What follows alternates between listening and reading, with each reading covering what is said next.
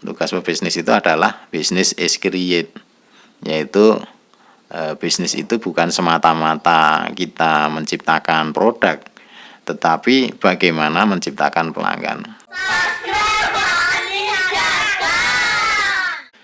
Oke, halo, assalamualaikum teman-teman Wani Dagang. Jumpa lagi dengan saya Hendy, penghuni channel Wani Dagang. Apa kabar teman-teman semua? Semoga teman-teman dalam keadaan sehat selalu. Amin amin ya robbal alamin.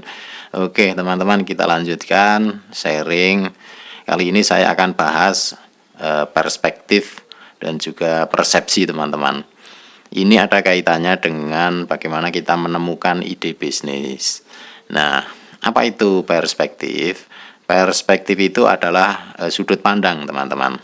Sudut pandang. Kalau persepsi apa? Persepsi itu adalah menafsirkan pesan teman-teman. Nah, oke, kita bahas satu persatu. Teman-teman. Perspektif. Nah, perspektif itu sudut pandang. Sudut pandang. Nah, semakin lengkap perspektif, maka semakin lengkap pula pengalaman kita tentang objek ataupun peristiwa teman-teman. Nah, dari sinilah nanti muncul persepsi. Nah, gambarannya begini teman-teman, perspektif itu. Kita misalkan ingin melihat sebuah benda, katakan benda itu ballpoint seperti ini. Nah, jika kita melihat benda itu dari posisi seperti ini, mungkin teman-teman misalkan di depannya melihat ballpoint ini hanya sebuah titik hitam gitu teman-teman, karena memang ini ujungnya warna hitam itu, kemudian belakangnya juga warna hitam, mungkin akan sama itu.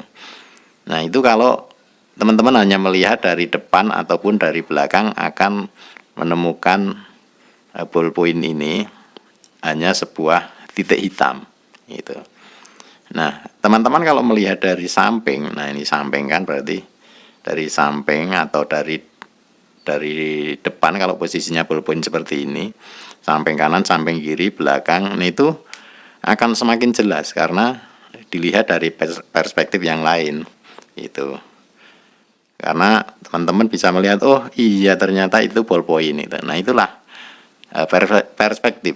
Jadi semakin banyak sudut pandang untuk melihat satu objek tertentu, nanti akan semakin lengkap informasinya dan akan mempengaruhi persepsi kita teman-teman. Oke, kita lanjut persepsi. Nah, persepsi itu adalah menafsirkan pesan teman-teman, yaitu setelah kita mengumpulkan informasi kemudian menyimpulkan informasi. Nah, itu dari mana informasi itu? Ya dari perspektif tadi gitu. Kemudian perspektif dan persepsi ini tentunya ada hubungannya dengan ide bisnis. Nah, hubungannya apa sih? Ya jelas teman-teman, karena kita kan dari sini melakukan proses melihat, proses mendengar, kemudian proses merasakan apa? Merasakan objek yang kita lihat, objek ataupun peristiwa yang kita lihat. Nah, dari situlah nanti akan muncul ide bisnis. Berarti kan di situ ada perspektif dan juga persepsi teman-teman. Oke, kita bahas spesifik ke persepsi teman-teman, karena ini nanti akan mengerucut. Nah, persepsi itu ada dua faktor yang mempengaruhi, yaitu yang pertama adalah faktor eksternal. Eksternal itu berarti di luar diri kita. Di luar diri kita, yaitu faktor eksternal itu diperlukanlah informasi yang lengkap dan akurat. Dan informasi itu haruslah informasi yang baik tentunya, kemudian juga berbasis pada data-data ataupun pada statistikal yang terbaru itu. Kalau kita mengarah kepada ide bisnis, tentunya kita harus mengarah pada data-data yang terbaru itu teman-teman. Itu faktor eksternal. Nah, itu didapatkan haruslah baik dan juga lengkap itu teman-teman. Kemudian ada faktor internal. Internal itu berarti di dalam diri kita. Dalam diri kita. Apa ini? Yaitu pola pemikiran kita yang terbuka itu. Yang terbuka, yang positif. Kemudian dalam pengambilan keputusan kita sistematis. Kemudian kita punya kesadaran untuk tidak reaktif atau tidak terburu-buru dalam menyimpulkan itu.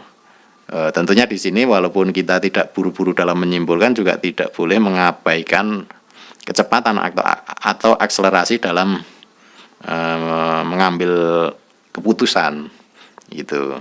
Jadi ada perimbangan teman-teman. Satu sisi kita nggak boleh reaktif, satu sisi kita harus cepat dalam bertindak itu. Sering saya katakan kalau ide bisnis itu tidak cepat untuk kita olah menjadi satu business plan, itu kemungkinan kita akan lupa atau mungkin ide bisnis tersebut orang lain yang melakukannya itu.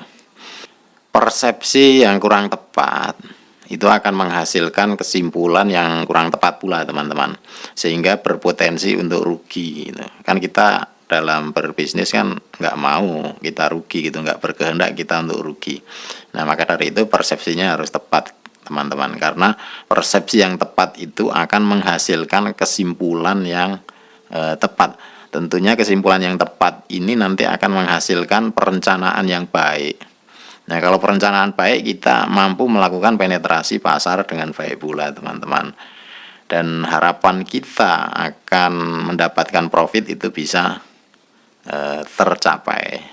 Ya baiklah teman-teman, something to remember teman-teman.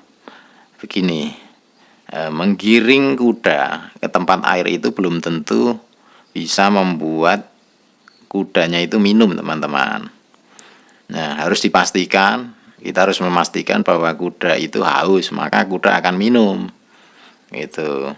Nah kuda haus itu terjadi pada saat kudanya itu setelah bekerja itu haus. Nah tugas pebisnis teman-teman, tugas pebisnis itu adalah business is create, yaitu bisnis itu bukan semata-mata kita menciptakan produk, tetapi bagaimana menciptakan pelanggan.